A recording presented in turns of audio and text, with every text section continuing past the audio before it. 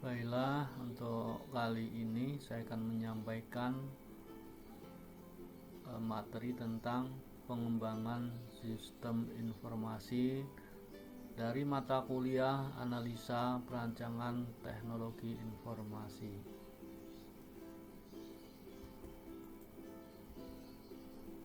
Untuk materi yang pertama mengenai definisi pengembangan sistem. Materi kedua, indikator perlunya pengembangan sistem. Materi ketiga adalah prinsip pengembangan sistem. Kemudian materi keempat adalah tujuan pengembangan sistem. Materi kelima, siklus hidup pengembangan sistem. Baiklah, kita mulai. Definisi pengembangan sistem.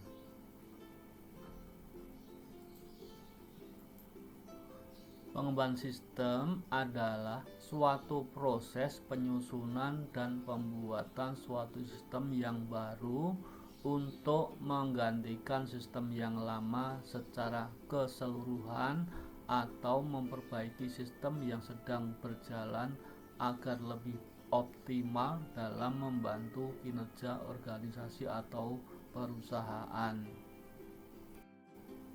Pengembangan sistem dilakukan karena alasan-alasan sebagai berikut. Yang pertama, adanya permasalahan-permasalahan atau problem yang timbul di sistem yang lama. Permasalahan yang timbul dapat berupa ketidakberisan sistem yang lama. Ketidakberisan dalam sistem yang lama menyebabkan sistem yang lama tidak dapat beroperasi sesuai dengan yang diharapkan. Permasalahan berikutnya adalah pertumbuhan organisasi, kebutuhan informasi yang semakin luas, volume pengelolaan data yang semakin meningkat, perubahan prinsip akuntansi yang baru menyebabkan harus disusunnya sistem yang baru. Karena sistem yang lama tidak efektif lagi dan tidak dapat memenuhi lagi semua kebutuhan informasi yang dibutuhkan manajemen. Yang B yaitu untuk meraih kesempatan. Dalam keadaan persaingan pasar yang ketat, kecepatan informasi atau efisiensi waktu sangat menentukan berhasil atau tidaknya strategi dan rencana-rencana yang telah disusun untuk meraih kesempatan-kesempatan dan peluang-peluang pasar. Sehingga teknologi informasi perlu digunakan untuk meningkatkan penyediaan informasi agar dapat mendukung proses pengembalian keputusan yang dilakukan oleh manajemen. Dan yang C adalah adanya instruksi dari pimpinan atau adanya peraturan pemerintah. Penyusunan sistem yang baru dapat juga terjadi karena adanya instruksi-instruksi dari atas atau pimpinan ataupun dari luar organisasi, seperti misalnya peraturan pemerintah. Indikator perlunya pengembangan sistem. Adapun indikator-indikator di organisasi yang bisa menjadi alasan perlunya pengembangan sistem adalah adanya keluhan pelanggan, barang yang sering tertunda, pembayaran gaji yang terlambat, laporan yang tidak tepat waktu, isi laporan yang sering salah, tanggung jawab yang tidak jelas, waktu kerja yang berlebihan, ketidakberisan kas. Indikator perlunya pengembangan sistem berikutnya adalah produktivitas tenaga kerja yang rendah, banyaknya pekerja yang menganggur, kegiatan yang tumpang tindih, tanggapan yang lambat terhadap pelanggan, kemudian kehilangan kesempatan kompetensi pasar, persediaan barang yang terlalu tinggi, pemesanan kembali barang yang tidak efisien, biaya operasi yang tinggi, file-file yang kurang teratur, keluhan dari supplier karena tertundanya pembayaran, tertundanya pengiriman karena kurang persediaan, investasi yang tidak efisien, Peramalan penjualan dan produksi tidak tepat, kapasitas produksi yang menganggur, dan pekerjaan manajer yang terlalu teknis. Jumlah personel yang dibutuhkan dalam pengembangan sistem biasanya disesuaikan dengan besar kecilnya sistem yang akan dibuat atau dikembangkan. Namun umumnya terdiri dari manajer analisis sistem, ketua analis sistem senior, analisis sistem junior, pemrograman aplikasi senior, dan pemrograman aplikasi junior. Dalam pengembangan suatu sistem informasi harus mengikuti prinsip-prinsip pengembangan sistem informasi agar tujuan bisa tercapai. Adapun prinsip-prinsip dalam pengembangan sistem informasi adalah sistem yang dikembangkan adalah untuk manajemen. Kemudian sistem yang dikembangkan adalah investasi modal yang besar. Maka setiap investasi modal harus mempertimbangkan dua hal. Yang pertama, semua alternatif yang ada harus diinvestigasikan. Yang kedua, investasi yang terbaik harus bernilai. Kemudian prinsip yang berikutnya adalah sistem yang dikembangkan memerlukan orang yang terdidik. Kemudian tahapan kerja dan tugas-tugas yang baru dilakukan dalam proses pengembangan sistem.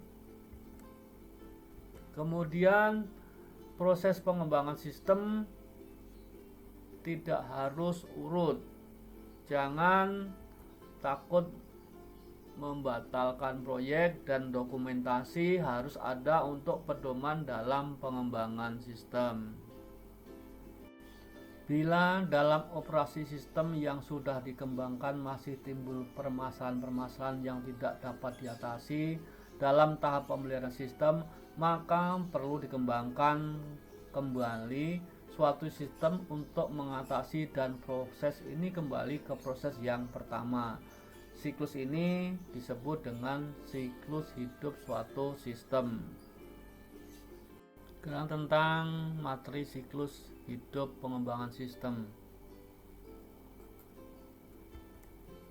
Siklus hidup pengembangan sistem dapat didefinisikan sebagai serangkaian aktivitas yang dilaksanakan oleh profesional dan pemakai sistem informasi untuk mengembangkan dan mengimplementasikan sistem informasi. Ada banyak model dalam pengembangan sistem informasi seperti waterfall, prototyping, rapid application development, RAD, incremental, dan lain-lain. Namun secara garis besar aktivitas yang dilakukan dalam setiap tahapan terbagi menjadi 6 seperti gambar berikut ini. Yang pertama adalah analisis sistem atau requirement analysis. Ya, dalam fase ini dilakukan pertama dibentuk suatu struktur kerja yang akan memberikan gambaran mengenai sistem yang sedang berjalan dan harapan pemakai sistem pada sistem yang akan dibangun. Gambaran umum ini bisa berupa deskripsi mengenai sistem yang sedang berjalan, bisa berupa uraian, atau juga bisa berupa flowchart yang menggambarkan sistem yang sedang berjalan saat ini. Yang kedua juga suatu sistem yang diusulkan harus layak, yaitu sistem ini harus memenuhi kriteria seperti kelayakan teknis untuk melihat apakah sistem yang diusulkan dapat dikembangkan dan diimplementasikan dengan menggunakan teknologi yang ada atau apakah teknologi yang baru dibutuhkan. Kemudian kelayakan ekonomis untuk melihat apakah dana yang tersedia cukup untuk mendukung estimasi biaya untuk sistem yang diusulkan. Kemudian kelayakan legal untuk melihat apakah ada konflik antara sistem yang sedang dipertimbangkan dengan kemampuan perusahaan untuk melaksanakan kewajiban secara legal. Kemudian kelayakan operasional untuk melihat apakah prosedur dan keahlian pegawai yang ada cukup untuk mengoperasikan sistem yang diusulkan, atau apakah diperlukan penambahan atau pengurangan prosedur dan keahlian. Definisi dan keidentifikasi masalah, tujuan pengembangan sistem, kebutuhan yang diperlukan selama proses pengembangan sistem, kemudian prioritas sistem yang akan dikembangkan dan kendala-kendala yang dihadapi dalam pengembangan sistem. Kemudian yang ketiga, identifikasi masalah dan solusi kebutuhan yang diperlukan selama proses pengembangan sistem. Dokumentasi hasil analisis yang berisi penemuan-penemuan dan rekomendasi serta alasan untuk mengembangkan suatu sistem baru dituangkan dalam analisa kebutuhan fungsional dan non-fungsional. Pertama, kebutuhan fungsional adalah jenis kebutuhan yang berisi proses-proses apa saja yang nantinya dilakukan oleh sistem.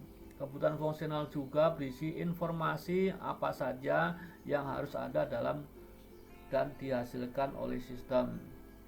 Kemudian kalau kebutuhan non-fungsional adalah tipe kebutuhan yang berisi properti pelaku yang memiliki oleh sistem. Kebutuhan non-fungsional dapat dicari melalui beberapa komponen, antara lain operasional, yaitu bagaimana sistem baru beroperasi dilihat dari aspek hardware dan software. Kemudian mengenai kinerja, berapa bagus kinerja software baru dalam mengolah data, menampilkan informasi, dan seberapa efisien dalam menangani keseluruhan proses bisnis. Kemudian mengenai keamanan, password, dan hardware untuk pengamanan sistem. Kemudian perancangan desain sistem. Yang dilakukan dalam fase ini adalah pada fase ini analisis sistem mulai merancang proses dengan mengidentifikasi laporan-laporan dan output yang akan dihasilkan oleh sistem yang diusulkan. Jadi data yang masing-masing laporan ditentukan. Biasanya perancang sistem membuat perancangan sistem tentang output, input, proses, kendali, database, dan teknologi yang akan dirancang. Kemudian menerangkan data yang akan dimasukkan, dihitung atau disimpan.